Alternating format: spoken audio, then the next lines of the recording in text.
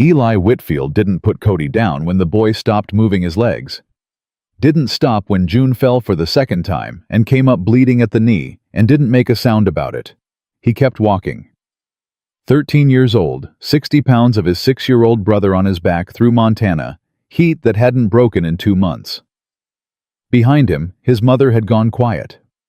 That scared him more than anything Burton Creed had ever done. Clara Whitfield could survive anything and talk through all of it.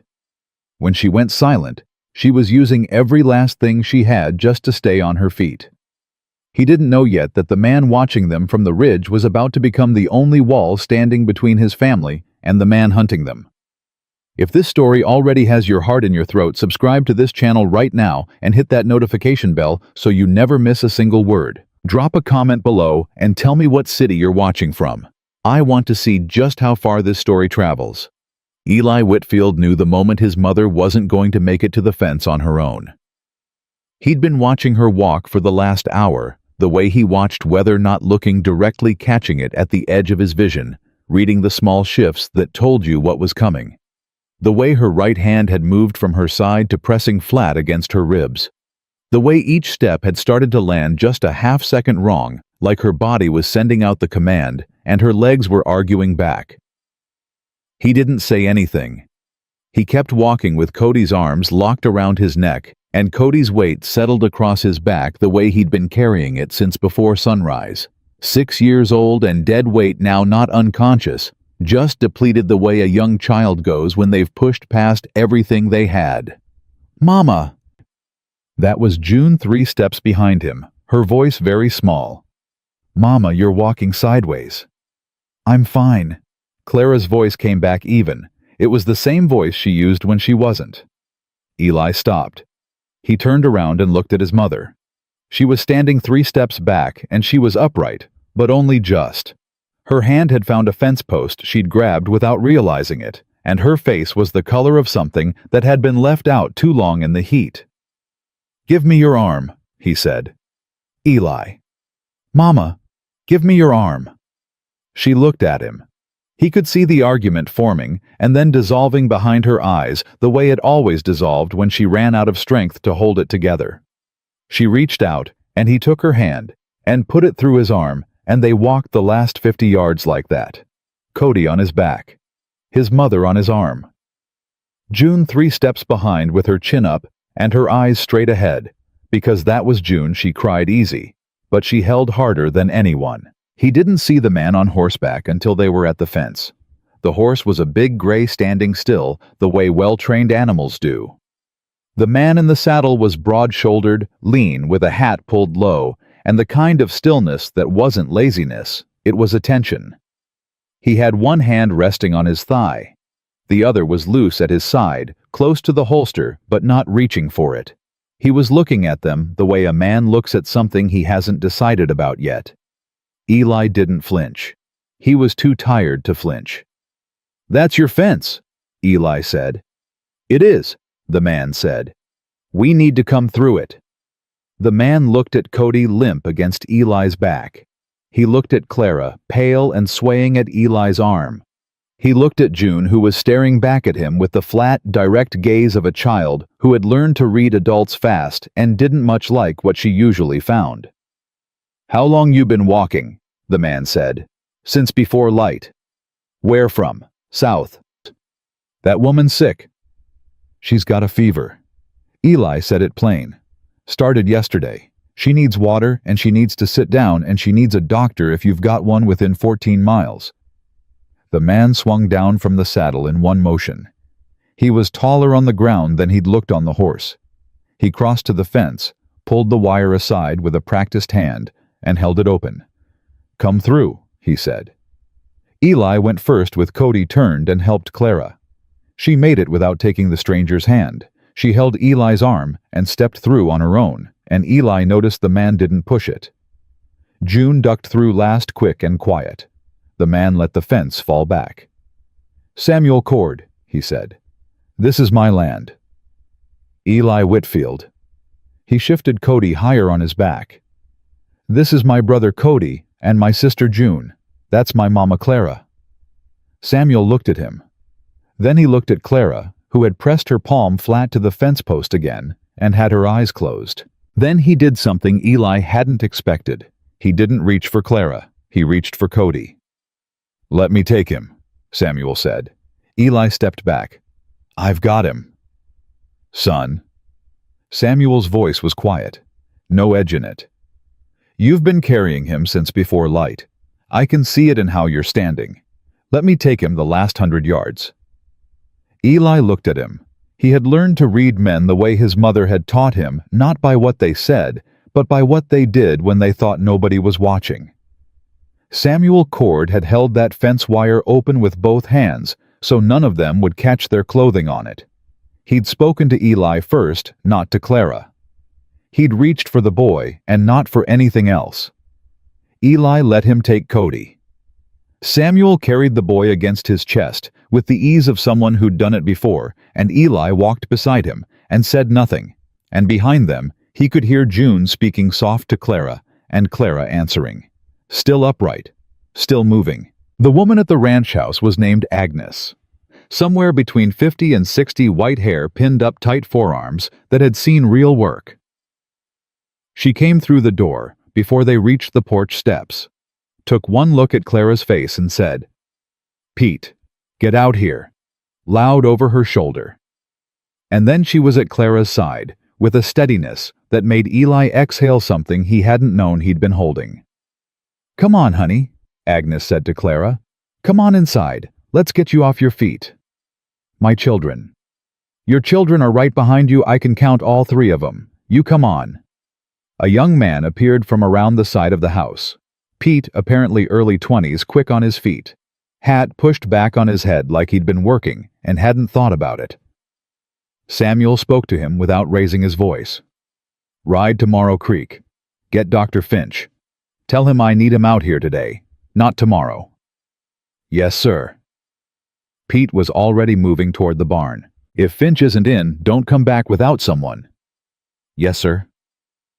Inside, Agnes put Clara in the back bedroom and got her shoes off and her coat off and said something firm and low that Eli couldn't hear from the doorway.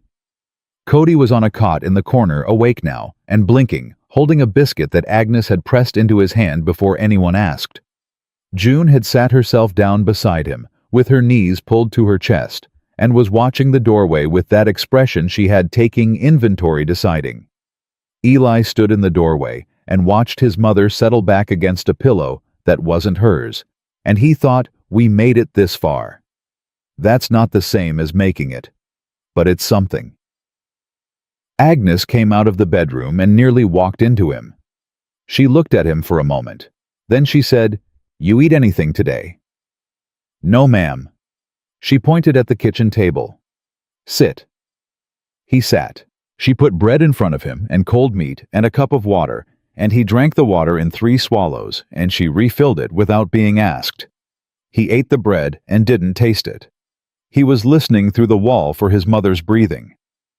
Samuel came in from outside and poured himself coffee and leaned against the counter. He didn't sit. He looked at Eli across the kitchen with the same measuring expression he'd used at the fence, and Eli looked back at him. "You going to tell me what you're running from?" Samuel said. "We're traveling," Eli said. Samuel nodded once, slow. "Traveling, with a sick mama and 3 children and no wagon and no supplies. In a drought year, south of the Morrow Creek Road." "Yes, sir." "All right."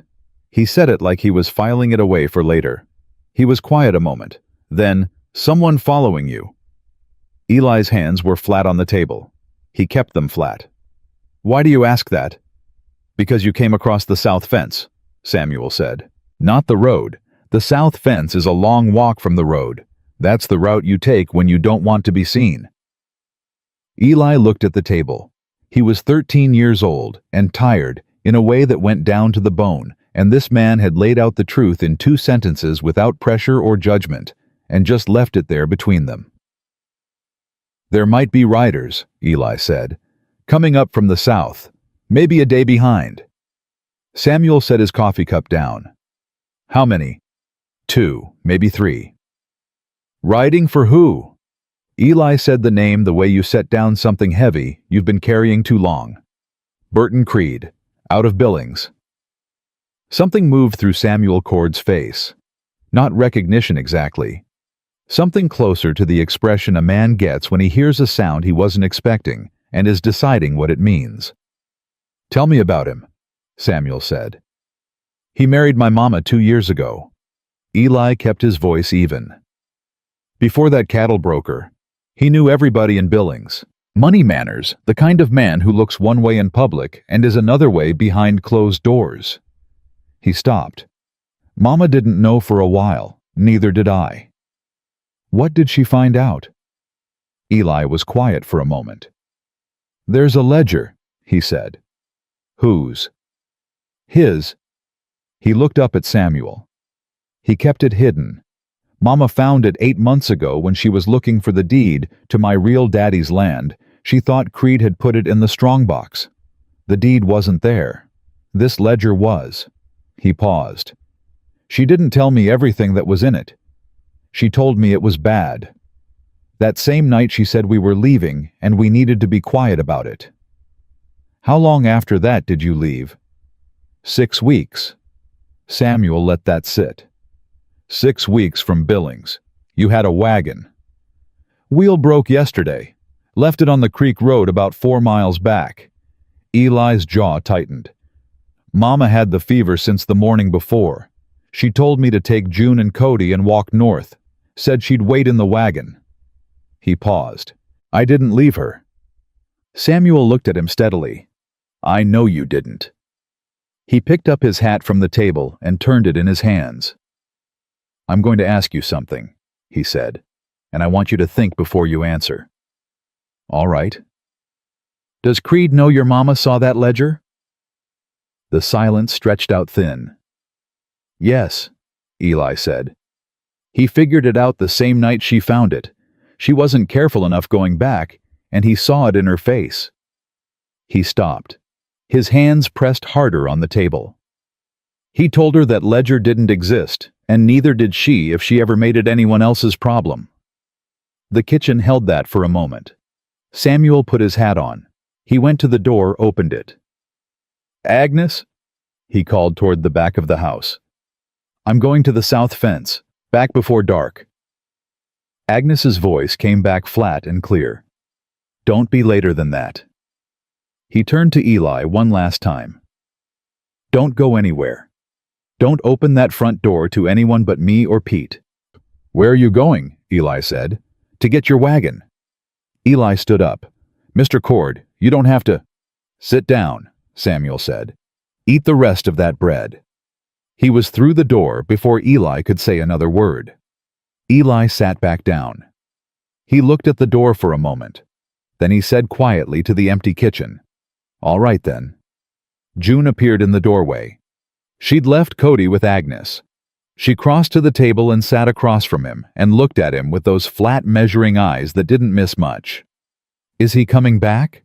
she said. "Samuel, he'll be back before dark." "Not Samuel." June shook her head once. "Burton." Eli looked at his sister. 8 years old. She'd asked the question no one else had said out loud yet. "Probably," he said. June nodded like she'd already known the answer and just needed it confirmed. "Samuel went to get the wagon," she said. "He did." "Why?" Eli didn't have a clean answer. He said, "I'm not entirely sure yet." June thought about it. "Because he's good," she said. Not a question. A conclusion she'd already made. Eli said nothing. He wasn't ready to land there. He'd learned what happened when you decided someone was good before the evidence was in. Cody appeared behind June, trailing a blanket still holding half a biscuit. "Eli," he said, "there's a gray horse outside. Can I go see the gray horse?" "Not right now." "Why not?" "Because I said not right now?" Cody considered this. "Agnes says we can stay for supper." "Agnes isn't the one deciding that." "Who is?" Eli looked at the window. "We'll see," he said. Night came in hot and slow. Dr. Finch arrived 2 hours behind Pete, a dry, efficient man who went into the back bedroom and came out 20 minutes later and told Eli in the same tone he'd probably used 1,000 times that the fever was high, but not the highest he'd seen, and that Clara needed water, rest, and time. And if the fever broke in the next 24 hours, she'd be fine. "What are the chances?" Eli said. Finch looked at him the way adults look at children who ask straight questions in the wrong rooms, deciding whether to give a real answer. "She's strong," Finch said. "Keep someone with her tonight." Agnes took the first watch. Eli took the second. He sat in the chair beside his mother's bed with the lamp turned low, and he listened to her breathe, and he counted the breaths, the way he'd counted his own footsteps on the road. 1. And 1. And 1. Still here. Still going. Clara woke around midnight, not fully surfacing through the fever, like something coming up from deep water. Eyes open, but not all the way present. "Eli." Rough voice. "Right here, Mama."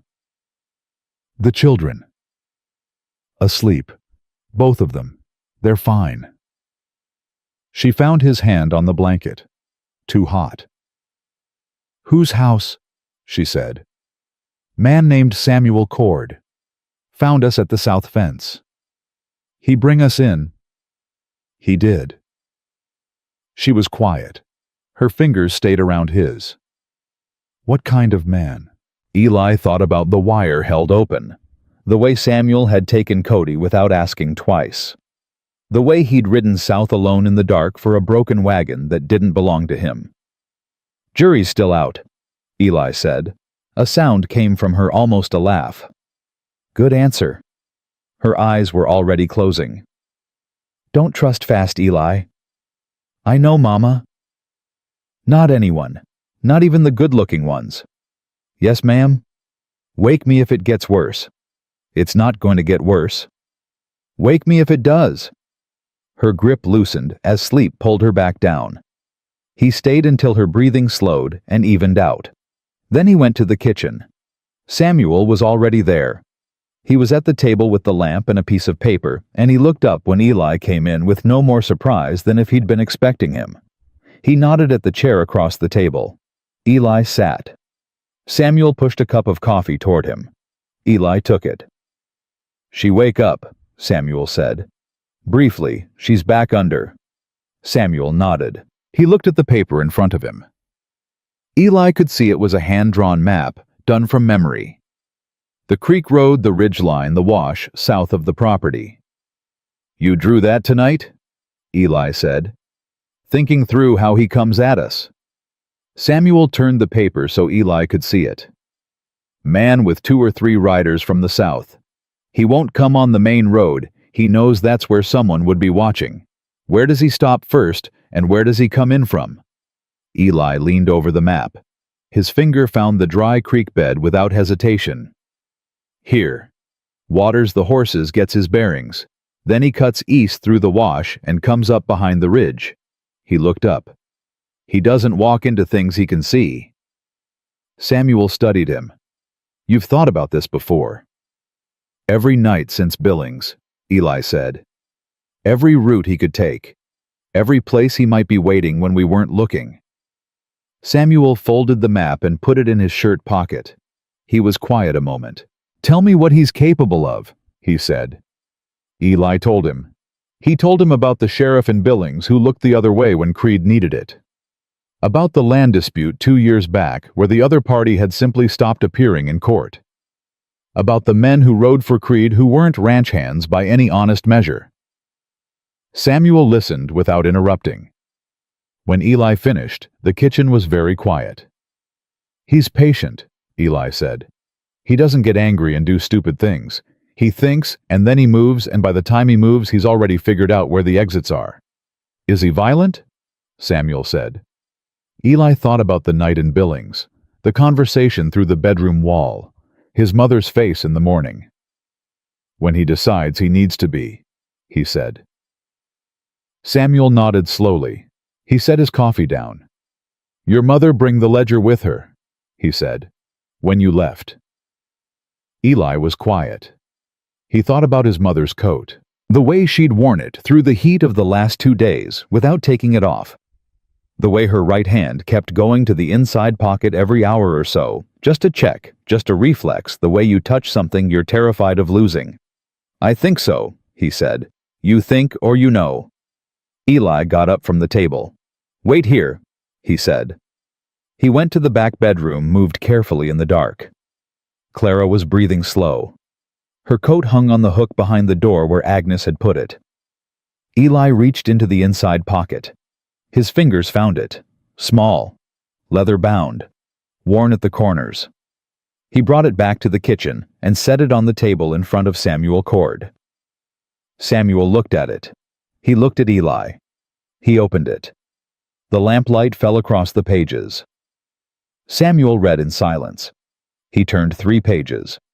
His face, which had been careful and controlled all evening, went through something not shock, something that sat lower than shock and burned slower and longer. He stopped on 1 page. He read it twice. "You know these names," Eli said. Samuel closed the ledger. "Some of them," he said. "How bad is it?" Samuel looked at him across the table. "Bad enough that Creed's not riding up here because he's angry," he said quietly. "He's riding up here because this," he put one hand flat on the cover, "is the only thing keeping him from being untouchable. He needs it back, or he needs to make sure that anyone who's seen it isn't left standing to say what's in it." The words landed in the kitchen the way hard truths land, without softening, without room to argue. Eli held them. He'd known it more or less. But hearing it said straight out by a man who wasn't trying to spare him, that was its own thing. "What do we do with it?" Eli said. Samuel picked up the ledger and put it in his breast pocket and buttoned the pocket closed. He looked at Eli. "Nobody knows your mama has this. Not Creed, not his riders. She carried it 6 weeks and they haven't found it." "He knows she took something," Eli said. "He doesn't know exactly what." "Good. Then he doesn't know what we're holding." Samuel's voice was level. "That changes things considerably." Eli looked at the pocket where the ledger had disappeared. "You're going to help us," he said, not quite a question, not quite a statement. The thing between them when you're still deciding whether to believe something. Samuel Cord looked at him across the lamplit table. He was a man who had drawn a map in the dark for strangers, who had ridden south alone for a broken wagon, who had held a wire fence open with both hands so a family he'd never met wouldn't catch their clothing on it. "Already am," he said. He stood up and picked up the lamp. "Get some sleep. Tomorrow I need everything you remember about those names. Every detail, all of it. The more Finch gives us reason to hope in the morning, the faster we move." He paused at the doorway. "Your mother's strong, Eli. I saw it in how she walked through that fence. She's going to be all right." "And if the fever doesn't break," Eli said. Samuel looked back at him.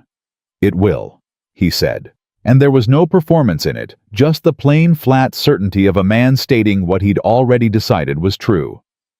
He went down the hall, and Eli sat alone at the kitchen table with empty hands and something in his chest that felt for the first time in 6 weeks, like a weight shifted, not lifted, not gone, but held in more than one place. He thought about the ledger in Samuel Cord's breast pocket. He thought about Burton Creed, somewhere south of the Ridge patient, and sideways moving, taking his time, because he'd always had time, and had never yet found a reason to hurry. He thought about his mother breathing on the other side of the wall. He thought about June saying, "Because he's good." The way she said things she'd already decided were settled. Eli pressed his hands flat on the table and breathed in and breathed out. He wasn't ready to call it settled. He was 13 years old, and he'd learned the hard way that things that looked solid had a way of coming apart in the dark. He'd believed in the wrong thing once, not him, his mother, and he'd watched what the cost of that was. But the man had taken the ledger and said, "Already am." And in this kitchen, in this house that wasn't his, with his brother asleep and his sister asleep, and his mother breathing steady on the other side of a wall for tonight, that was enough to close his eyes on.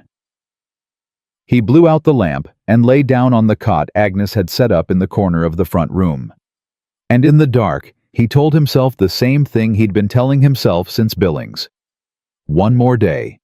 Just keep going. One more day. Only this time, for the first time, it didn't feel like desperation.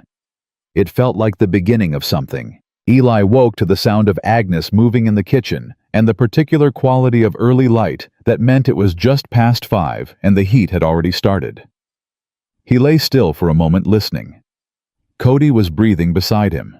June's cot was empty. She was already up, which meant she'd been watching the road.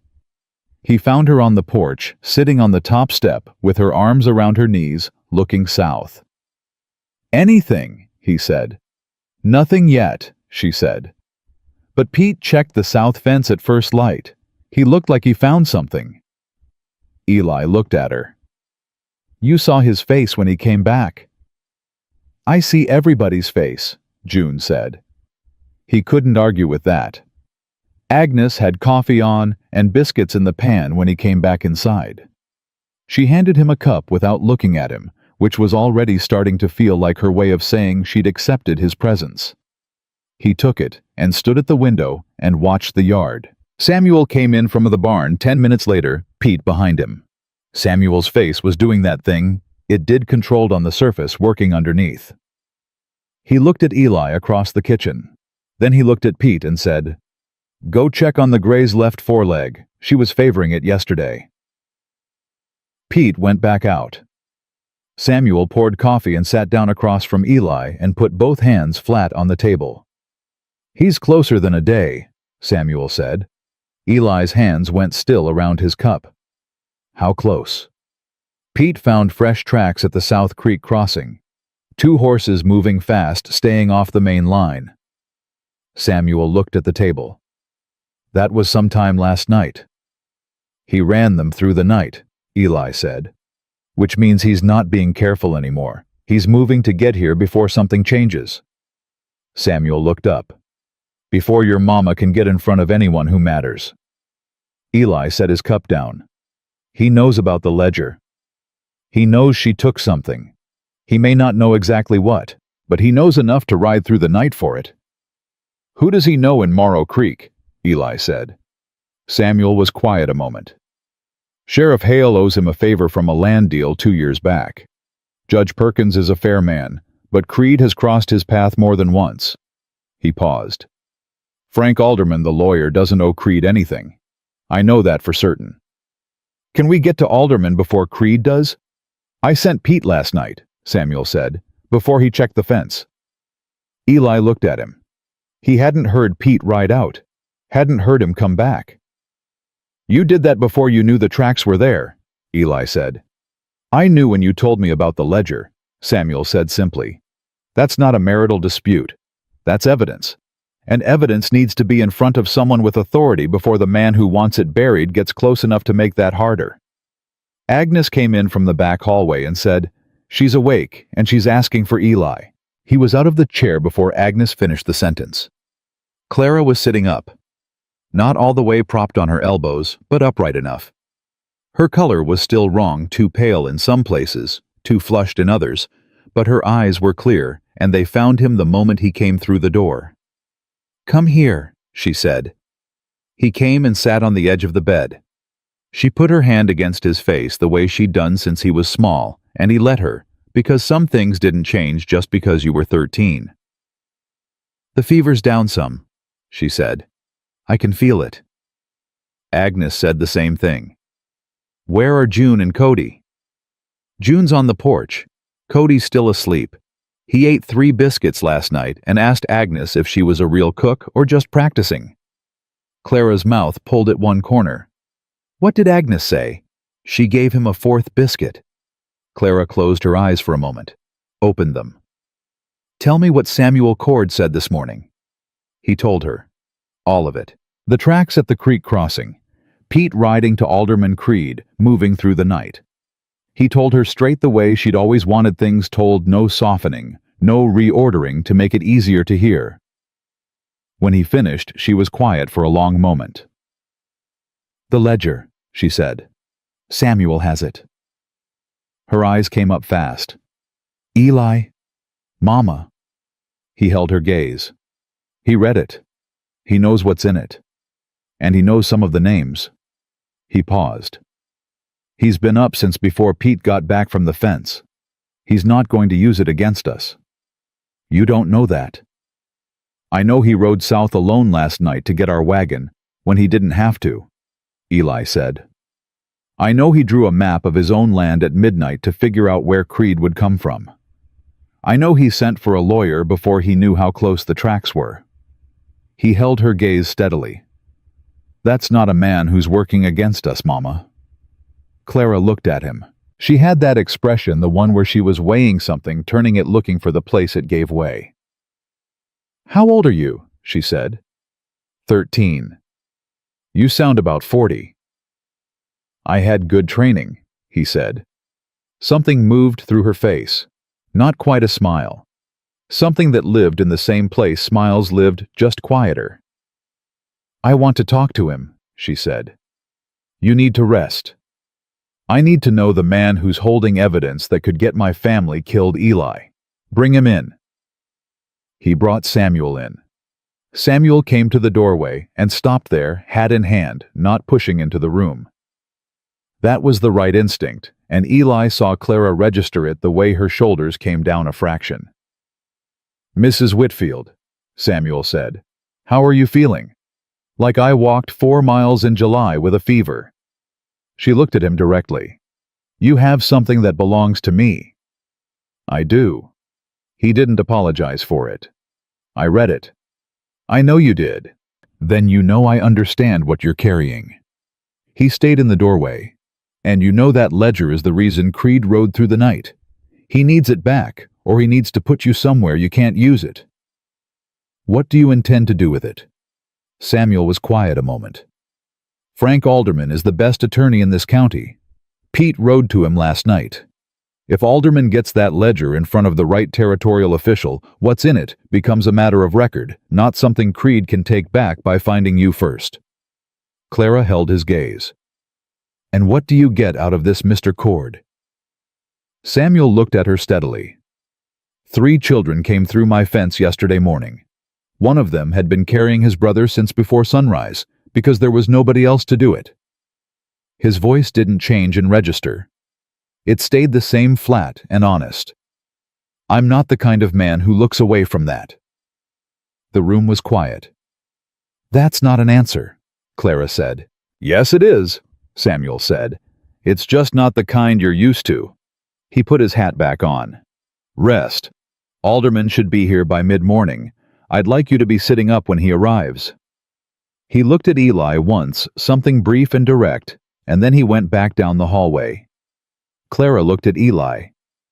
Jury's still out, he said before she could ask. You already said that last night, she said. Jury's still deliberating, he said. She lay back against the pillow and closed her eyes. He sat with her until her breathing slowed into something easier. Then he went back to the kitchen. Hank Alderman arrived at 9. Not Pete's father, as Eli had half imagined, but a compact man in his 50s with quick, intelligent eyes and a handshake that told you he'd made decisions in hard rooms before. He sat across from Samuel at the kitchen table with the ledger open between them and didn't speak for 5 minutes. Eli stood in the doorway. Samuel hadn't asked him to leave. Alderman looked up finally. Where did she find this? Hidden in the house, Eli said. Under the floorboards in the back room. She wasn't looking for it. Alderman looked at him the way Finch had, deciding how much straight talk to aim at a 13-year-old. He seemed to decide on all of it. These 2 names on the 3rd page, he said. You know them. I memorized them, Eli said. When I saw the ledger, I didn't know what they meant then. Do you know now? Eli looked at Samuel. Samuel gave him a small nod. I figured it out about 2 months after we left Billings, Eli said. Men who move cattle money through brokers who aren't supposed to be connected to them. Creed's the connection. Alderman looked at Samuel. The boy's right. He closed the ledger. This isn't just a domestic matter. This is territorial fraud at a level that the marshal's office has been trying to trace for 18 months. He tapped the cover. With this, they have the thread they need to pull. "Can you file something today?" Samuel said. "I can file a protective statement on behalf of Mrs. Whitfield before noon. It gets her account on record before Creed can argue she fabricated anything." Alderman paused. "But Creed is likely already moving to file on his end. Abandonment, property claim, possibly custody. He'll want the legal weight on his side before she can establish hers." "He'll come here today," Eli said. Both men looked at him. "He's close enough," Eli said. "He's not going to give Alderman time to file anything. He'll come to the fence first, see what he's dealing with, try to intimidate whoever's standing on this side of it." He looked at Samuel. "That's how he works. He reads the room before he commits." Alderman stood up and put the ledger in his coat. "Then I need to ride back to town right now. Every hour matters." He looked at Samuel. "Keep them here. Don't let anyone off this property until I've filed." "Already my plan," Samuel said. Alderman left. Pete took him to the road at a trot. The waiting was the hardest part. Eli had always known that the walking had been hard, and the fever had been hard, but the waiting was its own particular weight. He went back to the porch with June, and they sat on the top step and watched the south road together, and neither of them said much because they were both listening for the same thing. Cody found them an hour later, biscuit in hand, eyes bright with the uncomplicated energy of a 6-year-old who had slept 10 hours and eaten a full breakfast. "Pete says I can help him with the fence posts this afternoon," Cody said. "Pete says a lot of things," Eli said. "He says Samuel is the best rancher in this county." "Pete works for Samuel, so." Cody sat down between them. He ate his biscuit and looked at the road. "Is the bad man coming today?" he said. June put her arm around him. "Maybe," she said. "Samuel will make him go away," Cody said. Not a question, not reassurance-seeking, just a fact he'd already filed. Eli looked at his brother, 6 years old, and he'd handed his trust to Samuel Cord, somewhere between the fence line and the biscuit tin, without any of the deliberation that Eli was still grinding through. No evidence, no track record, no map drawn at midnight, just something in the boy's bones that said, "This one's safe." Eli didn't say anything about it. He looked back at the road. They came at 11. Not 2 riders. 3. Moving up from the south in a line, deliberate, unhurried, the kind of approach that was designed to be watched. Look how many. Look how serious. Burton Creed was in the middle on a black horse, broad-shouldered, well-dressed, even on the road, with the particular ease of a man who had never had to hurry for anything. Samuel was off the porch before they reached the gate. Eli took 1 step after him. Samuel said without turning around, "Porch Eli." "He's coming for my family." "I know that. Stay on the porch." "I can—" "Eli." Samuel stopped and looked back at him. His voice wasn't hard. It was something beyond hard, certain the way walls are certain. "I gave your mama my word.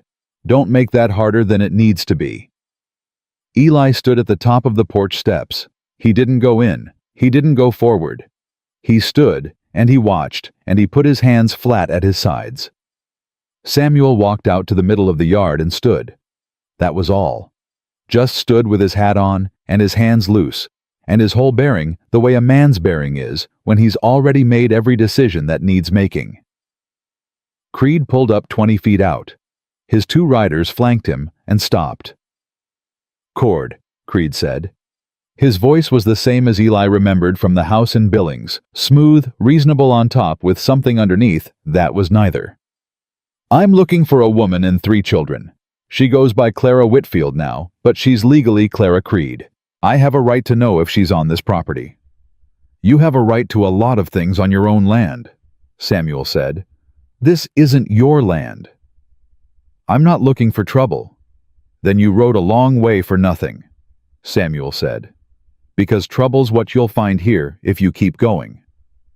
Creed's jaw shifted. He'd expected resistance, Eli could see that, but not this kind, not from this quickly.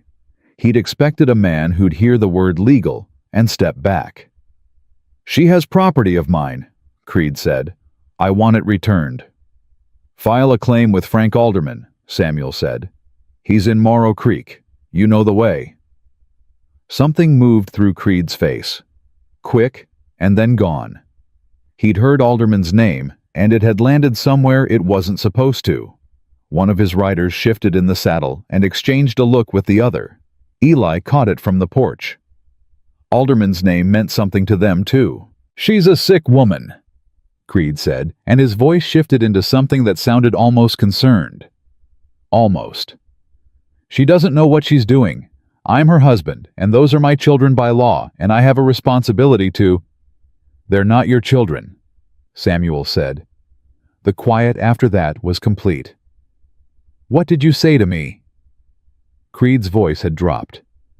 Eli knew that drop, had heard it through walls and billings.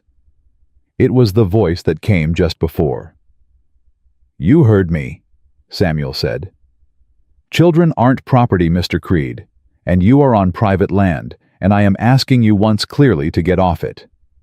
And if I don't, then I stop asking. Creed looked at him for a long moment. Then he looked at the house. His eyes moved across the porch, found Eli standing at the top of the steps. They held there for a breath. Eli didn't move, didn't look away. He stood with his hands at his sides and his chin level, and held that gaze the way his mother had taught him to hold things that were trying to knock him down. Creed looked back at Samuel. You're making a mistake, Creed said. Wouldn't be my first, Samuel said. Another beat. Then Creed turned his horse. His riders followed. They moved back down the road at a walk, not a retreat. Creed wouldn't call it that, but they moved. Samuel watched them until they were off the property line. Then he turned and came back to the porch. He looked at Eli. He's not done, Eli said. No, Samuel said. He's not. He came up the steps. But Alderman filed 40 minutes ago. I got Pete's signal from the ridge. He looked at the road. Creed came here to see what he's dealing with. Now he knows. And when he finds out about Alderman, he's going to go straight to his lawyer and try to get something in front of the judge before we can. Do we have time? Judge Waverly comes through Morrow Creek every third Thursday, Samuel said. That's day after tomorrow. Eli looked at him. And Creed knows that. Yes, and he had a lawyer in Billings drawing up papers before he ever left, which means this wasn't rage. This was a plan. Samuel's voice was level. He always planned to use the law. The law is easier to manage than people when you know the right places to press. Eli was quiet for a moment. What do we do? We talk to your mama, Samuel said, because what I'm thinking is going to require her to be strong enough to appear in front of Waverly the day after tomorrow, or send someone in her place who knows what she knows. He paused. And the only other person in this house who was there is you. The words landed quietly and stayed. Eli stood on the porch in the midday heat. The road south was empty again. Inside, his mother was working on being strong enough. His sister was watching every face in every room. His brother was probably asking Pete something about fence posts. He thought about Creed's eyes on him from across the yard. That flat measuring look that had always meant I see you, and you don't have anything I can't take. For 2 years that look had been right. Eli turned it over in his mind now standing on Samuel Cord's porch, with Samuel Cord's word behind him, and Frank Alderman's paperwork already on record in Morrow Creek. He thought not anymore. He didn't say it out loud. He wasn't ready to say it out loud. But he held it careful and solid the way you hold something you've just found and aren't sure yet how strong it is. All right, he said. Samuel looked at him. Let's talk to Mama, Eli said. Clara was sitting up when they came in. Not propped on her elbows this time, fully upright back against the headboard, hands folded in her lap. She'd brushed her hair and pinned it back. Agnes must have helped, or she'd done it herself through sheer stubbornness, which was the more likely answer. She looked at their faces when they came through the door the way she always looked at faces before she looked at anything else. Whatever she found there made her fold her hands tighter. "Tell me," she said. Samuel stood in the doorway. Eli sat on the edge of the bed. He told her about Creed at the gate, 3 riders, the conversation, Alderman's name landing wrong on Creed's face. He told her about Waverly. He told her what Samuel had said about the papers prepared in Billings before Creed ever left. Clara listened without interrupting. When he finished, she was quiet for a moment. "He planned it before he knew about the ledger," she said. "He planned it the night I found it," Clara said. "I didn't know that then. I thought I was careful going back to bed." She looked at her hands. "He was already 3 steps ahead. He always is." "Not this time," Samuel said from the doorway. Clara looked at him. "Frank Alderman is good, but Creed's lawyer is better paid." "Better paid doesn't mean better," Samuel said. "And Alderman has something Creed's lawyer doesn't." "What's that?" "The truth," Samuel said. "And a ledger to back it up." Clara held his gaze for a long moment. Then she looked at Eli. "He wants me in front of Waverly." "Alderman does," Eli said. "Day after tomorrow. Your account on record before Creed's filing can take root." "I know what day after tomorrow means." She looked at her hands again. "I can barely stand up long enough to wash my face, Eli." "You stood up long enough to pin your hair," he said. She looked at him.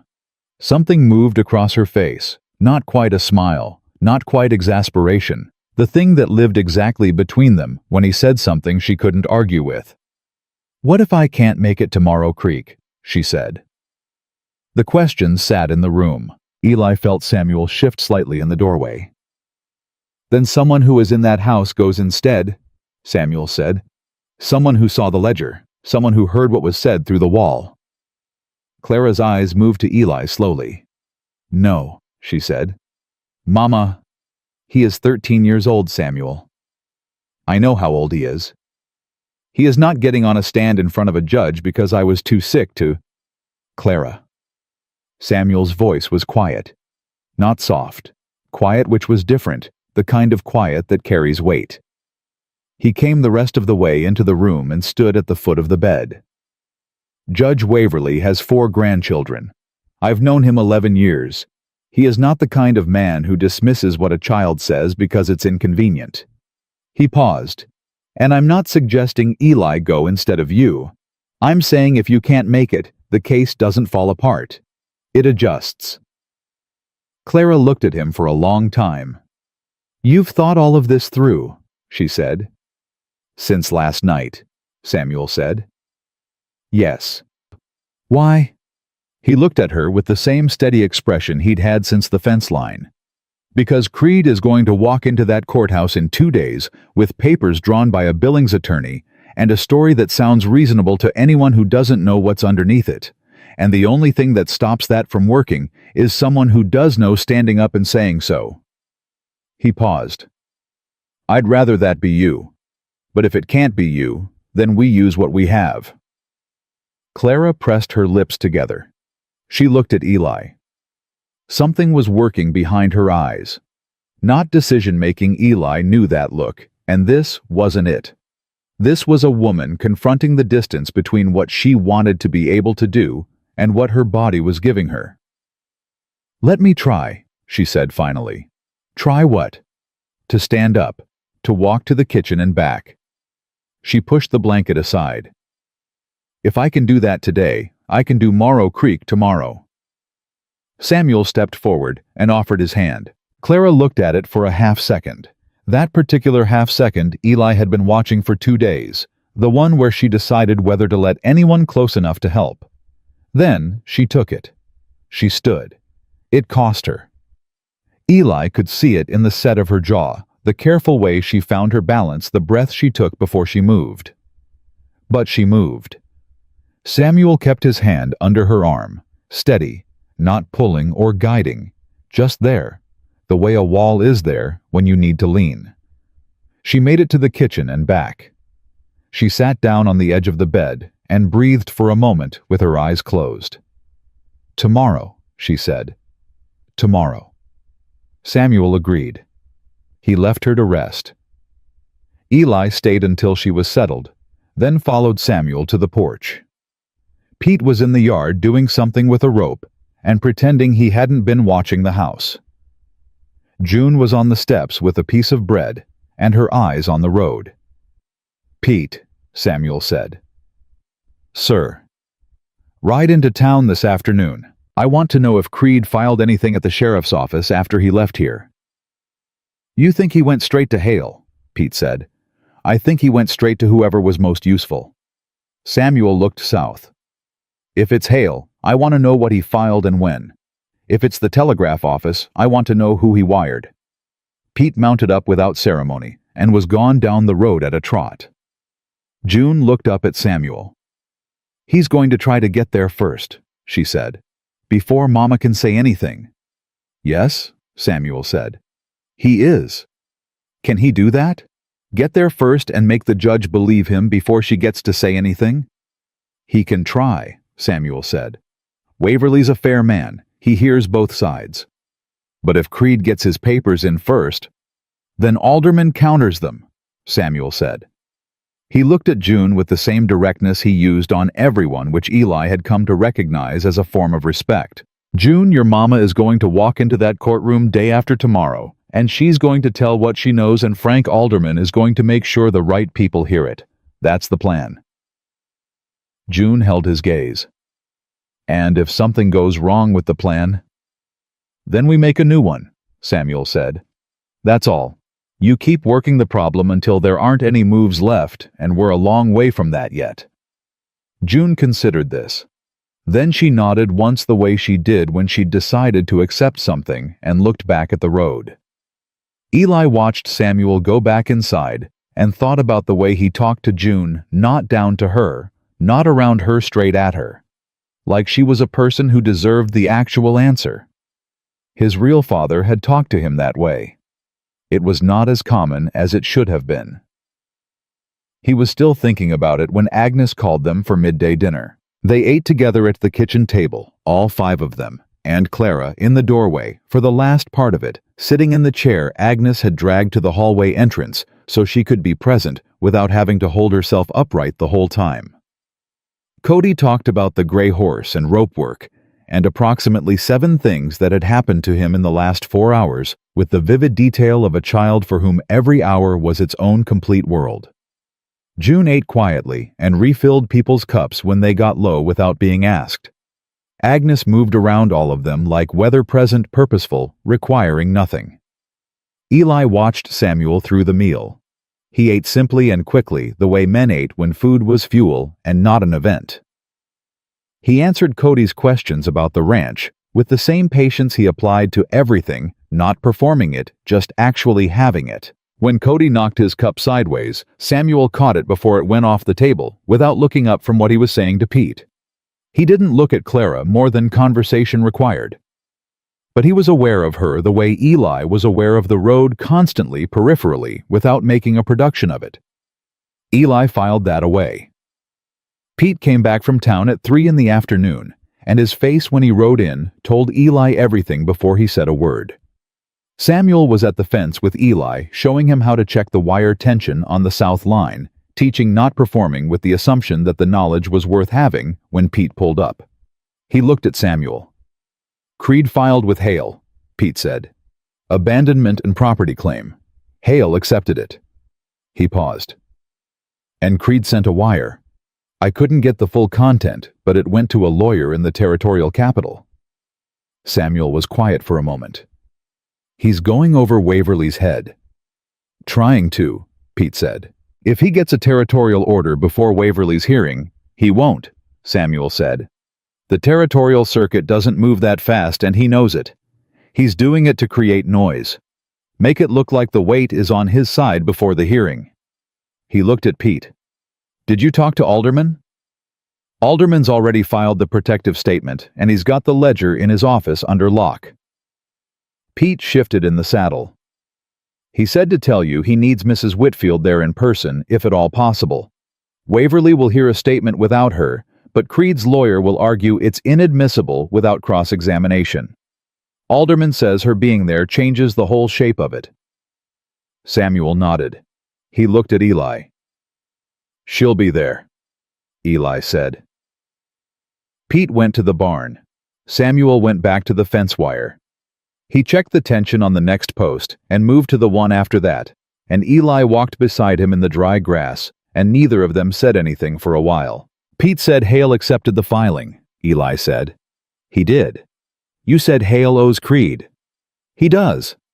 So Hale's already working against us. Hale's a coward who stays out of things until he knows which way they're going, Samuel said. He's not a bad man exactly. He's a careful one. He'll follow whatever the court decides because that's the safe thing to do. He tested the next post with one hand.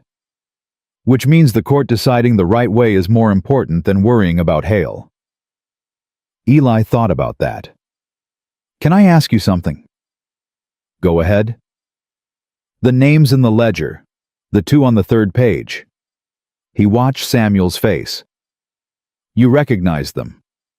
Samuel's hand stilled on the fence post. Not from personal dealings, he said after a moment. From before. When I was a deputy marshal in Kansas. Those names came up in a case that went nowhere because the connection couldn't be proved.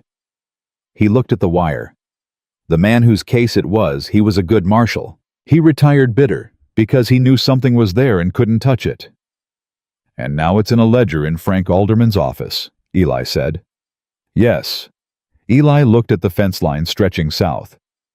That's why you moved so fast. It wasn't just us. Samuel turned and looked at him with an expression that was direct and undefended. It was you, he said. 3 children and a sick woman at my fence. That's where it started, and that's what it is. He paused. But yes, those names mean something to me, and making sure they end up in front of someone who can do something with them that matters to me beyond your situation. Is that why you're helping us? No, Samuel said. I told you why I'm helping you. I meant it. He held Eli's gaze. But I won't pretend those names are nothing to me. You deserve the straight answer. Eli looked at him for a moment. Then he nodded once slow the way Samuel nodded when he'd accepted something.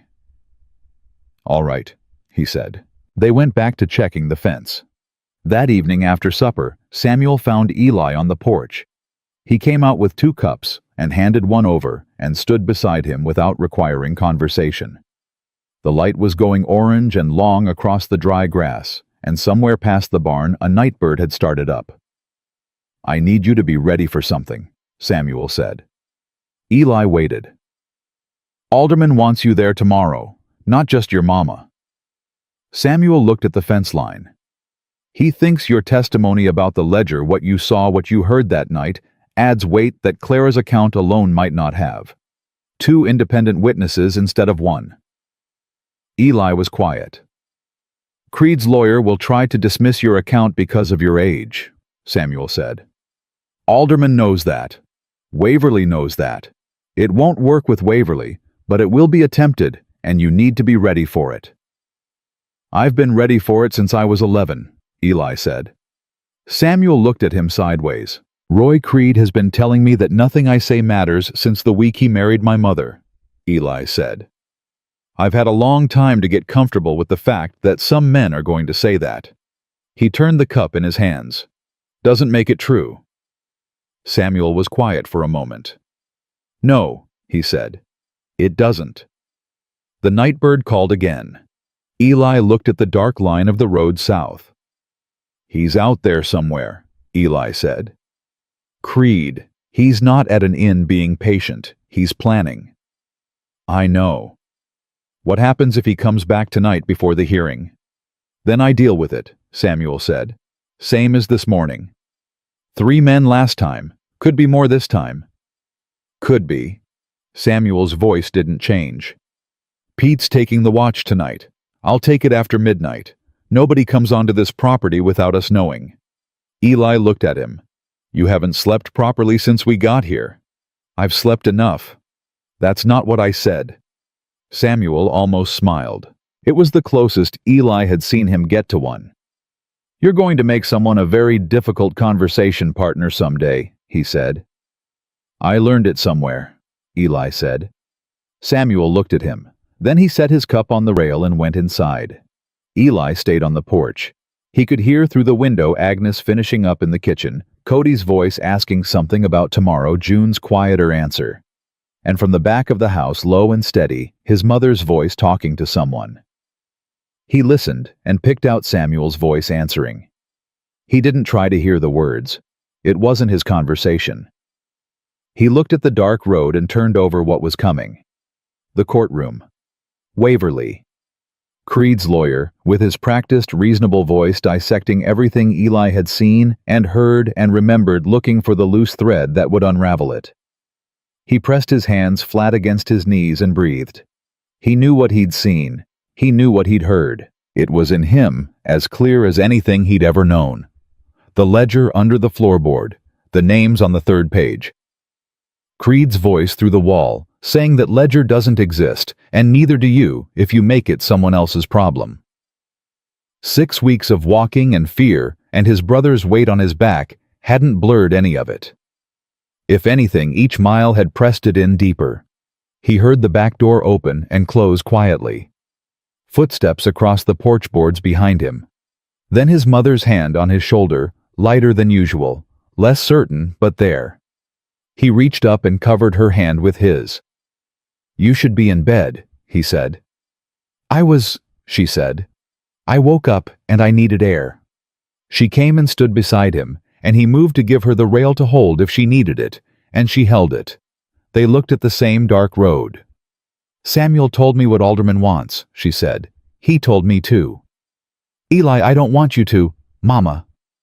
He turned to face her. She looked tired and pale and stubborn in equal measure, which meant she looked like herself. "I know what I saw. I know what I heard. That man has been using our silence against us for 2 years, and I am done being quiet on his behalf." He held her gaze. "Let me do this." She looked at him for a long moment. Her eyes were doing the thing they did when she was trying to find the lie and couldn't locate it. "Your daddy would have." "Don't," he said. "Not right now." She closed her mouth. "Tell me after," he said. "Tell me whatever you want to tell me after it's done. Right now, I just need you to say, 'All right.'" The night was very quiet around them. The road stayed empty and dark. Inside, Agnes was saying something to Cody, and Cody was answering in the particular loud whisper of a child who thinks he's being quiet. Clara looked at her son, 13 years old, with road dust still in the creases of his knuckles and something behind his eyes that had been put there by 2 years of watching and waiting and carrying what no child should have to carry. "All right," she said. He nodded. He turned back to the road. She stood beside him and held the rail, and they were quiet together, the way they'd always been able to be quiet together, the particular silence of two people who didn't need to fill space to be present in it. After a while, she went back inside. Eli stayed on the porch until Pete came to take the watch, and then he went to his cot and lay down in the dark with his hands folded on his chest. Will was breathing beside him. June was a quiet shape on the other cot. He thought about tomorrow. The road to Morrow Creek, Waverly's courtroom. The moment he would stand up and say out loud in front of a judge everything he had been carrying since the night he stood in a doorway in Billings and understood for the first time exactly what kind of man his mother had married. He was not afraid of the words. He'd been saying them in his head for 6 weeks. He was not afraid of Creed's lawyer or Creed's eyes across a courtroom, or whatever reasonable-sounding story they would build out of abandonment and debt and the particular cruelty of making someone else's truth sound like a lie. What he felt lying in the dark on Samuel Cord's ranch with Pete's boots on the porch outside was something he didn't have a clean name for yet. Not courage exactly. Not anger, though there was anger in it somewhere. It was simpler than both of those things. It was just enough. 2 years of enough. 6 weeks of enough. And tomorrow, finally, somewhere to put it. He closed his eyes. He slept. Clara got herself dressed without help. Eli heard her moving in the back bedroom before first light. The careful, deliberate sounds of a woman who had decided something and was executing it before anyone could argue. He was already up, sitting at the kitchen table with coffee Agnes had left on the stove when his mother came through the doorway. She was pale and moving carefully, but she was dressed, and her hair was pinned, and her chin was level. She looked at Eli across the kitchen and dared him with her eyes to say anything about it. He poured her a cup of coffee and pushed it across the table. She sat down and took it with both hands and didn't say thank you, which meant she was grateful enough that words felt insufficient. He understood that. He felt the same way about most things this morning. Samuel came in from outside at 5:30 and looked at Clara and then at Eli and said nothing about either of them being up before dawn, which was its own kind of acknowledgement. He poured coffee and stood at the counter and said, "Alderman will meet us at the courthouse at 9. Waverly comes in at 9:30. We need to leave here by 7. "We'll be ready," Clara said. "Agnes is staying with June and Cody," Samuel said. "Pete too." Clara looked up. "June won't like that." "June already knows," Samuel said. "I talked to her last night." Clara's expression shifted slightly. "You talked to my 8-year-old daughter about courtroom strategy." "I talked to your 8-year-old daughter about staying home and keeping her brother calm," Samuel said. "She asked 4 questions, requested a full account upon our return, and agreed." He paused. "She also told me to make sure you ate breakfast before we left." Clara looked at the table. Something crossed her face that she turned away from quickly, the particular expression of a mother who had been seen to by her child and didn't know whether to be proud or heartbroken about it. "Then I'd better eat," she said. Agnes had biscuits and eggs ready at 6. Cody ate with his eyes still mostly closed and didn't ask about the gray horse, which meant even he understood this morning was different. June sat at the corner of the table and watched everyone's faces the way she always did, taking inventory. And when Clara had eaten half her plate, June silently moved the other half of her own biscuit onto her mother's without looking at her. Clara ate it. She didn't make a production of it. Neither did June. Eli watched that exchange and put it away somewhere he kept things that mattered. They left at 7 in Samuel's wagon, Clara on the bench between Samuel and Eli, which hadn't been discussed and didn't need to be. The road to Morrow Creek was 18 miles of dry, flat ground, and they made it in good time, the horses moving steady, nobody talking much. The kind of silence that wasn't empty, but full of what was coming, full of what everyone was holding, full of the particular weight of a day that was going to matter. Halfway there, Clara said quietly, "If something goes wrong in there—" "It won't," Eli said. "I need you to let me finish." He waited. "If something goes wrong," she said, "and Waverly rules in Creed's favor on the preliminary claim, I need you to know that we don't stop. We go to the territorial level. We use the ledger. We keep going." She kept her eyes on the road. "He has beaten me before by making me feel like there was no next move. I need you to know there is always a next move." "I know that," Eli said. "I know you know it. I'm saying it out loud because I need to hear myself say it." She paused. "2 years ago, I stopped saying it, and that's when he won." Samuel kept his eyes on the road and said nothing, and Eli understood that was exactly the right thing. Frank Alderman was on the courthouse steps when they pulled up, and he looked at Clara getting down from the wagon under her own power, and something in his expression settled relief, Eli thought, recalculating what he was working with. "Mrs. Whitfield," Alderman said, "you look considerably better than I was afraid you might." "I look terrible," Clara said. "Let's go inside." Alderman almost smiled. He turned and led them up the steps without further ceremony. The courtroom was smaller than Eli had imagined, a plain room with wooden benches and a raised desk at the front where Judge Waverly would sit. It smelled like dust and old paper. Creed was already there. He was standing near the front with a man in a gray coat who had the particular ease of someone who spent his life in rooms like this and had learned to use that ease as a weapon.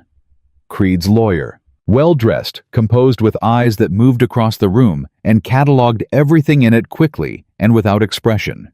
Creed saw them come in. His eyes moved across Clara, across Eli, across Samuel. His face did something complicated and then locked down into the smooth, reasonable expression that Eli had watched him wear in public for 2 years. The face that made strangers think, that's a man who has things together. Clara walked to her side of the room without looking at him. She sat down and folded her hands in her lap and faced forward. She did not look at Burton Creed once. Eli sat beside her, and Samuel took the bench behind them, and the room filled with that particular tight silence that courtrooms carry before anything starts. Judge Waverly came in without announcement, a heavy man with white hair and the face of someone who had heard everything at least twice and was not surprised by any of it. He sat arranged. His papers looked at both sides of the room with the brisk attention of a man who had a schedule. "I have 2 filings," Waverly said. A claim of abandonment and marital property dispute from Mr. Burton Creed and a counterstatement from Mrs. Clara Whitfield represented by Frank Alderman. He looked at both sides. "Mr. Alderman, your filing indicates 2 witnesses." "That's correct, Your Honor. Mrs. Whitfield and her son Eli Whitfield, age 13. Creed's lawyer was on his feet. "Your Honor, with respect, the testimony of a minor." "Sit down, Mr. Voss." Waverly didn't raise his voice. He didn't need to. "I'll determine the weight of testimony once I've heard it. That's the entire purpose of this proceeding." He looked at Eli directly. "Son, you understand what it means to tell the truth in this room?" Eli stood. "Yes, sir. It means I say what I know and nothing past it." Waverly studied him for a moment, with the particular attention of a man deciding something. "That's exactly what it means," he said. "Sit down until you're called." Creed went first. He was good. Eli had known he would be 2 years of watching that man operate in public, had given him a thorough education in how Burton Creed presented himself when the stakes were high. He was calm measured, and he arranged the facts in an order that made his version sound like plain common sense. The abandoned home. The debt Clara had incurred against the property.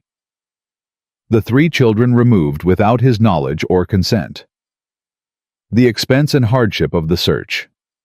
He said my wife and my children and our home in a careful rhythm that made it sound like concern, and his lawyer nodded along with the composed satisfaction of a man watching a performance he'd rehearsed many times. Eli watched Clara through all of it. She didn't move, didn't react. She sat with her hands folded and her eyes forward, and she let the words go over her, the way water goes over something that has decided not to be moved. He thought she's been practicing this for 2 years too, learning to hold still while he talked. When Creed finished, Waverly looked at him over his glasses. "Mr. Creed, the counter-filing makes a specific allegation regarding your financial records. I'd like a direct response." Creed's jaw moved just slightly. "Your Honor, that's a fabrication by a woman who is attempting to deflect from her own. Yes or no will do for the moment," Waverly said. A pause. "The allegation is false," Creed said. "Thank you. Mr. Alderman." Clara testified for 14 minutes. She was precise the way a person is precise when they have been over the same ground in their own mind so many times that every detail is worn smooth and certain. She described the ledger where it was, what was in it, the names and the numbers, and what she understood them to represent. She described the conversation through the bedroom wall. She described the night she made the decision to leave. She said it in 2 sentences, and neither of them shook. "He told me that if I ever repeated what I had seen to anyone who mattered, he would make certain I regretted it. I believed him, because I had already seen him make good on that kind of promise." The room was quiet after that, with a quality that was different from the quiet before, heavier, like something had shifted the air. Creed's lawyer rose for cross-examination. He was careful, smart enough to see that going hard at a sick woman who had traveled 18 miles to testify would read badly to Waverly, so he pressed on details instead, dates, specific wording, whether the fever had affected her memory, whether her account of the ledger was informed by a desire to gain advantage in a property dispute. Clara answered every question in the same even voice. She gave him nothing extra to work with. Each answer was exactly as long as it needed to be, and stopped there the way her footsteps on the road had stopped at the fence, and not one step before it. When Voss sat down, Waverly made a note and looked at Alderman. "Your second witness." Eli stood up. He walked to the front of the room. He could feel Creed's eyes on him from the left side, that flat measuring weight he'd felt for 2 years, the gaze that said, "You don't have anything I can't manage."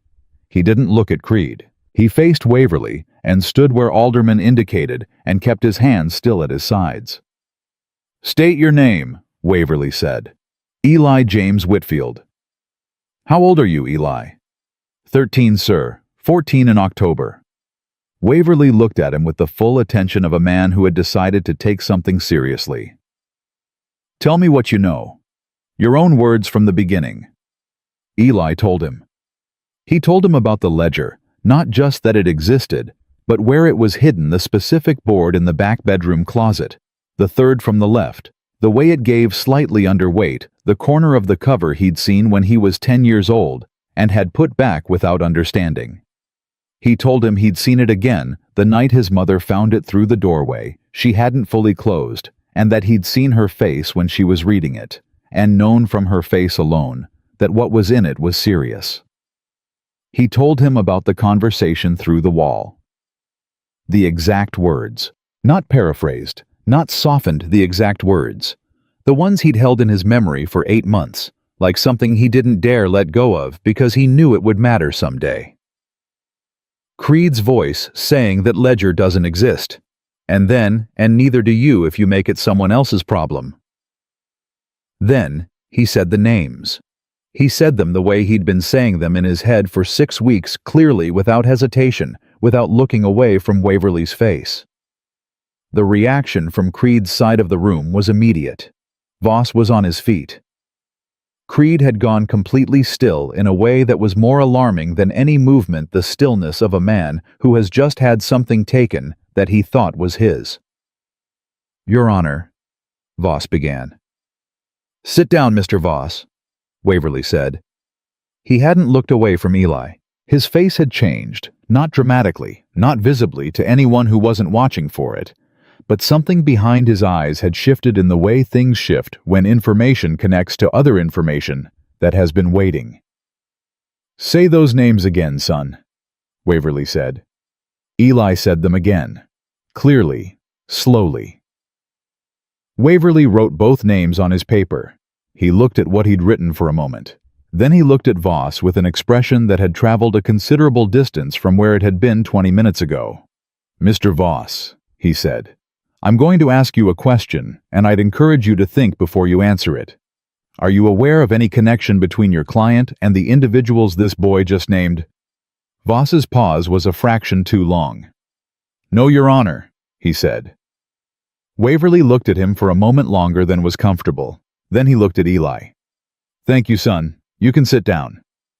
Eli walked back to the bench. Samuel put his hand on Eli's shoulder, one solid pressure brief, and then gone and said nothing because nothing needed saying. What happened in the next 20 minutes was the part Eli hadn't planned for. Waverly called a recess. He went into the back room, and the bailiff turned away Voss when he tried to follow. Creed sat in his chair and said nothing, and the stillness around him was the kind that comes from a man doing rapid internal calculations. His eyes moved once to Clara, then to Eli, then to a point on the wall that wasn't anything, and he looked at that point and worked through whatever he was working through. Clara reached over and put her hand over Eli's on the bench. He turned his hand over and held hers, and neither of them said a word. Alderman came and sat beside Clara and spoke to her quietly. She listened and nodded. Samuel leaned forward from the bench behind and rested his forearms on his knees and waited with the patience of a man who had learned that the most important moments usually required you to do nothing at all. When Waverly came back, his face had the careful arrangement of a man who has made a decision and is being precise about how he delivers it. "I am continuing this matter," Waverly said. The names raised in testimony this morning require investigation before I can rule on the primary claim. He looked at Voss. Mr. Creed's filing is suspended pending that investigation. Mr. Creed will make himself available for further questioning at a date to be determined and will not travel outside this territory. He looked at Creed directly. Do you understand? Creed met his gaze. His face was controlled. His hands on the table were not. Yes, he said. Good. Waverly gathered his papers. He looked at Clara. Mrs. Whitfield, the custody and property claims filed against you are suspended. The abandonment filing is suspended. You are under no legal obligation to return to your previous residence, and you are free to go where you need to go with your children. He paused, and something in his face that had been judicial and measured went briefly human. I'm sorry this required you to travel in your condition to say what you said today. You should not have had to do that. Clara held his gaze. Thank you, Your Honor, she said. The room began to move. Chairs scraping, Voss bending toward Creed and speaking in a rapid undertone. Creed listening. Then Creed standing. He looked across the room at Clara. It was the first time she had looked directly at him since they'd walked through the courthouse door, not avoiding it, waiting for the right moment, and this was it. She looked at Burton Creed with her chin level and her hands folded in her lap and her eyes clear, and she held it. Eli watched it happen. I watched the exact moment something changed in her face, not a hardening, not anger, something quieter and more permanent than either of those things. The moment when a person stops being afraid of something that hurt them. It didn't announce itself. It just arrived and settled and was there. It lasted 5 seconds. Then Creed turned and walked out, and Voss followed him, and the door closed. Clara sat completely still for one moment. Then she pressed the back of her hand to her mouth and closed her eyes and breathed. Aldermen shook their hands outside on the steps and told them what came next. The investigation would take weeks, possibly months, but the names on record changed the shape of everything, changed what could be ignored and what couldn't. He said it plainly, and without performance, the way professionals speak when the news is genuinely good and doesn't need dressing up. When he walked away, the 4 of them stood on the courthouse steps. Clara, Eli, Samuel, Pete, who had materialized at some point during the recess with his hat in his hand and an expression of barely contained relief. I still think there should have been more of a fight, Pete said. Clara laughed. It was sudden and real and surprised sounding, like it caught her before she could prepare for it, and the sound of it did something to Eli's chest that he didn't have a name for, cracked something open that had been sealed up for a long time, and let some air into it. Samuel was looking at her when she laughed. Eli noticed. He noticed the way Samuel found something else to look at almost immediately, after, like a man catching himself doing something private in public. Eli said nothing about it. He put it where he put things that mattered and would matter more later. On the road back, Clara sat up on the bench between Samuel and Eli, which was not what anyone had planned. Agnes's folded blanket was still in the wagon bed unused. Samuel had looked at her when she climbed up, and she had looked back at him, and he had moved over without a word. An hour out from Morrow Creek, she said quietly, barely audible over the road, "Thank you." Not to Eli, to Samuel. "You did that yourself," Samuel said. He kept his eyes on the road. "No." A pause. "You made it possible." Samuel was quiet for a moment. "You and your boy both did the work," he said. "I just held the fence open." Eli looked straight ahead at the road and let the silence do what it needed to do. He was tired in a way that went through every layer of him. Tired in his bones, tired in the places that fear had been living for 8 months. Tired in the particular way of someone who has been carrying something at full tension and has just been allowed to set it down. But it was different from the tiredness of the road, different from the tiredness of 6 weeks of watching over his shoulder. This tiredness had a floor under it. It went down and hit something solid. He thought about Waverly's face when the names landed, the quality of the silence in that room. Creed's hands on the table not controlled. He thought about his mother's eyes going clear.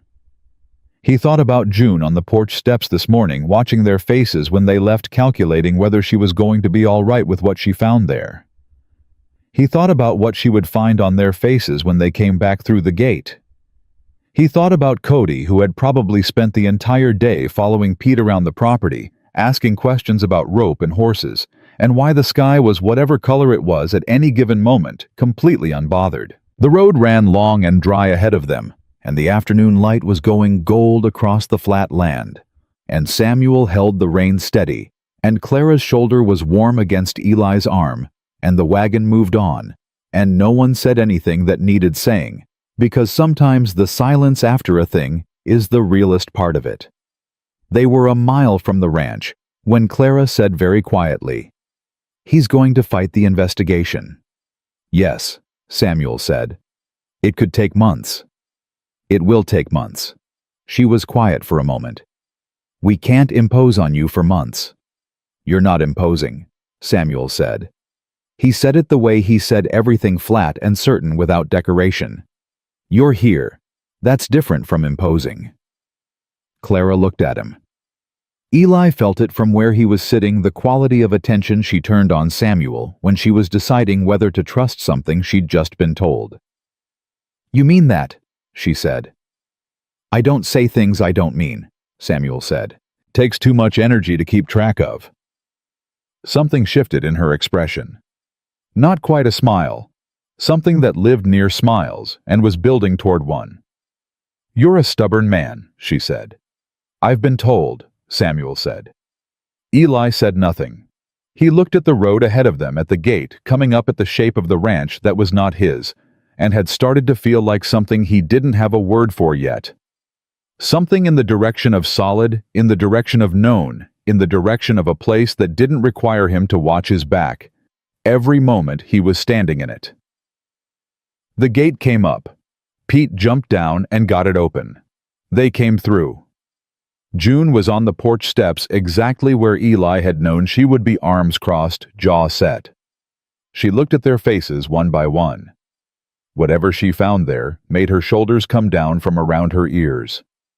She stood up and walked across the yard to Clara and put her arms around her mother's waist and held on without saying a word. Clara held her back and pressed her cheek against the top of June's head and closed her eyes. Cody appeared around the side of the barn with a rope in both hands, and what appeared to be a philosophical question forming on his face, then stopped when he saw the group in the yard and recalibrated. "Did you win?" he said. "We held our ground," Eli said. Cody thought about this. "Pete says holding ground is better than winning," he said, "because winning is a moment, but ground is yours as long as you stand on it." Pete made a face that suggested he was not entirely sure he deserved credit for that. Eli looked at his brother. 6 years old, trailing a rope covered in dust, entirely unbothered, holding a piece of wisdom he'd absorbed from someone who'd earned it. He thought, yeah, that's about right. He looked at the gate behind them, open and ordinary now. The fence line running south in both directions, dry and straight and reliable. The ground under his boots that was not his, and had let him stand on it anyway. He thought about everything he'd said in that courtroom. The words he'd been carrying for 8 months now out of him and on record in a place where they couldn't be taken back or buried or undone. Ground, he thought. As long as you stand on it. "Come on!" Agnes called from the doorway. "Food's getting cold, and I'm not warming it twice." They went inside.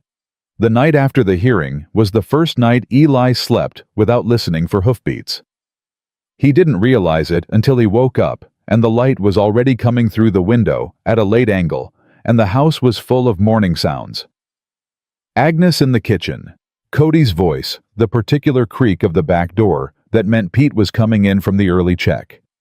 He lay still for a moment and understood that he had slept through all of it. 7 hours without surfacing once, without counting breaths or tracking road sounds or calculating distances. He lay there and let that land. Then he got up.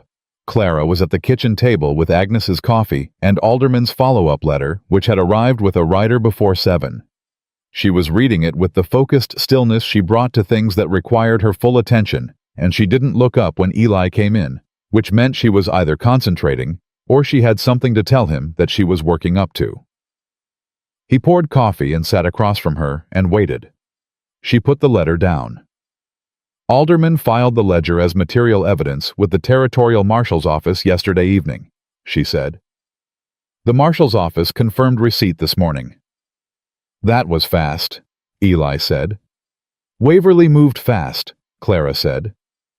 Alderman says he'd never seen Waverly act on something the same day before. She looked at the letter. The names you said in that courtroom, Alderman says they're connected to a case the Marshal's office has been building for 2 years. They didn't have the financial thread. She paused.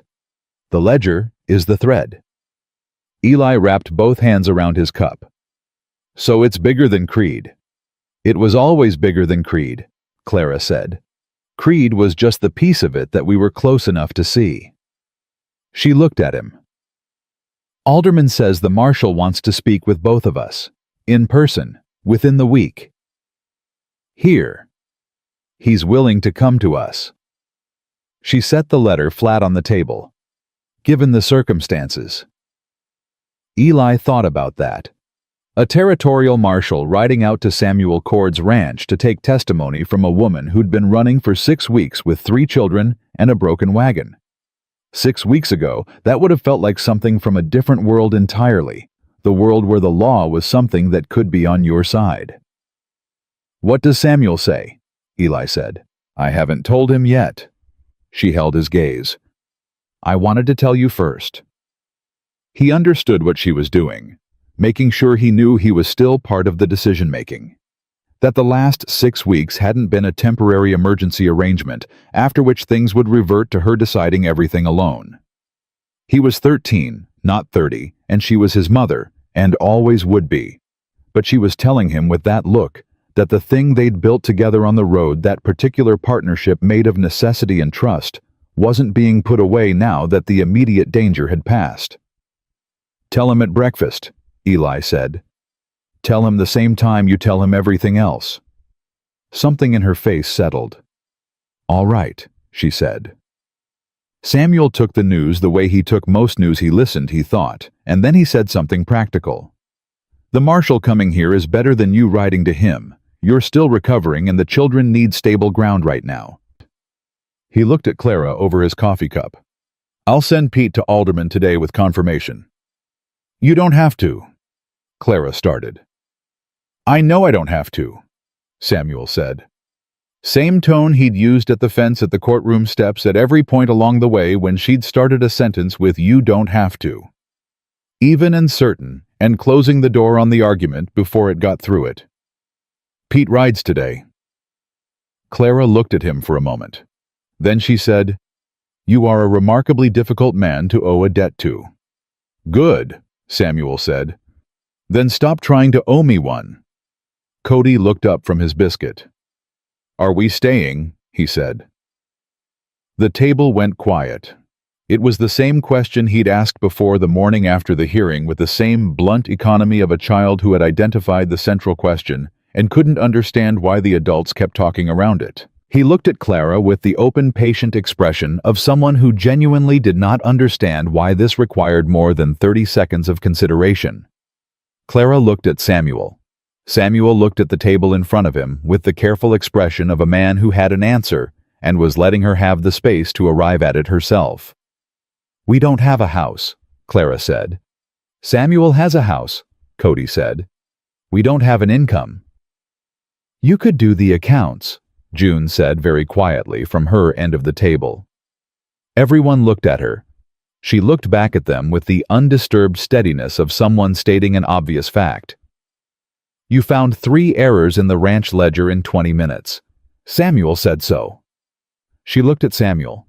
You said so. I did say that, Samuel said. June? Clara said.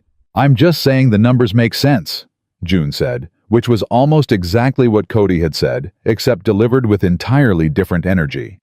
Not the blunt simplicity of a 6-year-old, but the focused precision of an 8-year-old who had done the math and was presenting her findings.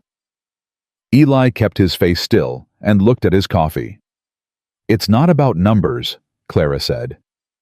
"What is it about?" Cody said. The question hung over the table the way Cody's questions always did, too simple to dismiss, too direct to go around. Clara looked at her son. Then she looked at her coffee. Then she looked at Samuel, which was the look Eli had been watching her work toward for 3 days. "Could you give us a moment?" Clara said. To Agnes and Pete. Agnes was already moving. Pete took his biscuit and his hat and was through the door before anyone asked twice. Cody started to follow Agnes and then appeared to think better of it and sat back down, because Cody had many qualities and self-preservation instinct was among them. "Cody," Eli said. "I'm being quiet," Cody said. "Quieter." Cody put his biscuit down. Clara looked at Samuel. "I need to say something and I need you to let me finish it." "All right," Samuel said. "I made a bad decision 3 years ago," she said. "I married a man because he looked like stability, and I was tired, and I had 3 children, and I told myself that was enough reason." She kept her eyes on Samuel's. "It wasn't enough reason. And I have spent 2 years paying for that, and I have spent 6 weeks running from it, and I have spent the last 4 days watching you." She stopped, started again. "I have spent the last 4 days watching you do things that men don't do for strangers, and I need you to understand that I see that. I am not someone who misses things." "I know you're not," Samuel said. "I'm not easy," she said. "I know that too. I have 3 children and an ongoing territorial investigation, and I haven't slept a full night in 8 months, and I don't—" She pressed her lips together. "I don't trust easily. I don't think I'm going to get easier to trust just because circumstances have improved." Samuel looked at her steadily. "I'm not asking you to trust easy," he said. "I'm asking you to trust what you've seen, same as you'd ask anyone else." The kitchen was very quiet. Eli looked at the window. June was looking at her hands. Cody had gone entirely still, which was either his version of giving people space or his version of being riveted with Cody. It was sometimes the same thing. "This house has been empty of the right things for 4 years, Samuel said. "I'm not going to dress that up in something it isn't. And you came through my fence with 3 children and a fever and a piece of evidence that's going to bring down men who thought they were untouchable." He paused. "I don't think that happened by accident. I don't know what to call it. But I know I'm not interested in watching you walk away from it to be careful." Clara held his gaze for a long moment. "I'd probably argue with you about something within the week," she said. "I'd probably deserve it," he said. June made a small sound that was not quite a laugh. Cody looked at June and then at Eli and then back at Clara with the expression of a child who has understood that something important has just been decided, even if he couldn't have said exactly what. "So we're staying," Cody said. Clara looked at her youngest son. Something in her face went through a change that was slow and complete, like weather moving across open ground, the last of something releasing, something new settling in behind it. She looked at Samuel. "We're staying," she said. It wasn't a grand moment. Nobody announced it, or stood up, or said anything that would have sounded important if you'd written it down. Agnes came back in from the hallway, because Agnes had clearly been standing in the hallway, and she went to the stove with the particular satisfaction of a woman who has been waiting for the right conclusion and is now moving on to the practical business of celebrating it with food. Pete appeared in the doorway a moment later with his hat in his hand and a grin he was only partly managing to contain. "Told you," Pete said to no one in particular. "Nobody asked you," Samuel said. "No, sir," Pete said, and didn't stop grinning. The week that followed was the one that changed the shape of things. Not dramatically, not all at once. It happened the way real things happen in small specific moments that you only understood as significant when you looked back at them later. The marshal came on the 4th day. His name was Garrett, a lean man of 50, with a quiet authority that didn't require volume. He sat at Samuel's kitchen table with Alderman beside him, and he took Clara's testimony for 2 hours, and then Eli's for 40 minutes, and he asked questions that told Eli he'd been working this case a long time and knew exactly which pieces he'd been missing. When Eli said the names from the third page of the ledger, Garrett wrote them down and then looked at him with an expression that Eli recognized as the particular relief of a man who has just found the thing he'd been looking for in the last place he thought to look. "You've had this for 6 weeks, Garrett said. "Yes, sir." "On the road?" "Yes, sir." Garrett looked at Clara. "Your son carried this to me across 2 territories." "He carries a lot of things," Clara said. Her voice was steady, and her eyes were on Eli, and there was something in them he hadn't seen in a long time. The particular look that was not pride exactly, but was first cousin to it and sat deeper. Garrett left with the ledger and Alderman's full case file, and the promise that a warrant for Creed's arrest would be processed at the territorial level within 72 hours. Not suspended pending investigation. Arrested. The ledger, combined with Eli's testimony about the names, had moved the case from a domestic matter to a territorial criminal proceeding, and that changed everything about the speed at which the law was willing to move. 3 days later, Pete rode in from Morrow Creek with a letter from Alderman. He handed it to Samuel at the fence where they were working, and Samuel read it and handed it to Eli without a word. Eli read it. Burton Creed had been taken into custody the previous evening at the territorial line. He'd been attempting to leave.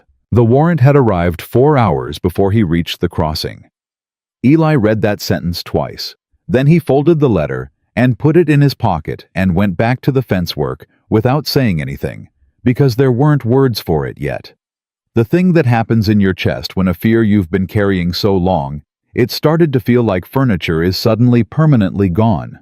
It left a shape where it had been like an outline in the air, and he needed a moment before he could speak around it. Samuel worked the wire beside him and didn't push. After a while, Eli said, "He's not coming back." "No," Samuel said.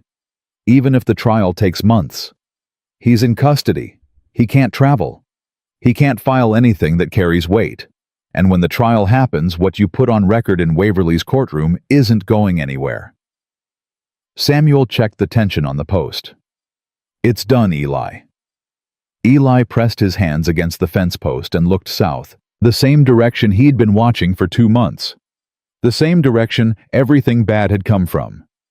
It looked different now, just land flat and dry and ordinary, without anything moving on it that he needed to calculate. He let out a breath that felt like it had been building since Billings. "All right," he said. He turned back to the fence. What happened in the weeks after that was the quietest and most important thing. Clara took over the ranch accounts and found 2 more errors within the first week and fixed them without commentary, and Samuel looked at the corrected ledger with an expression of uncomplicated respect that Eli had started to recognize as one of his highest forms of communication. She began organizing the household with the competent efficiency of a woman who had been running things alone for years and was now simply applying that capability to a larger territory. Agnes yielded ground gracefully and with apparent satisfaction, ceding the bread entirely to June, who had improved the recipe twice more and showed no signs of stopping.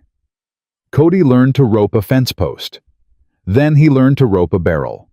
Then he announced his intention to rope the gray horse, and Pete spent an afternoon explaining why that was a different proposition which Cody accepted philosophically and stored away for later.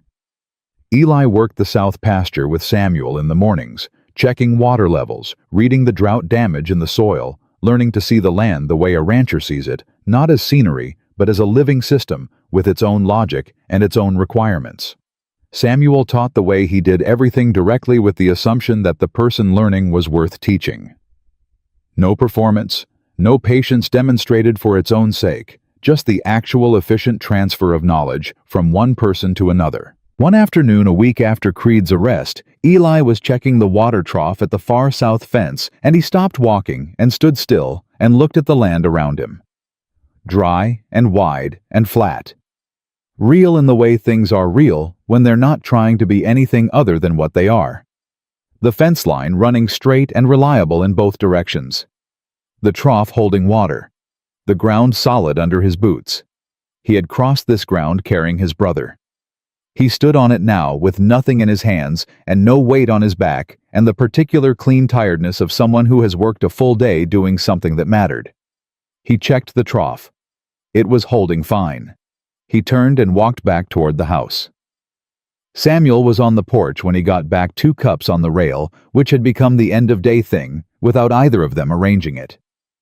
Eli took his cup and stood beside him, and they looked at the fence line in the last of the afternoon light. "Alderman sent word," Samuel said. "The territorial trial date has been set, 4 months out."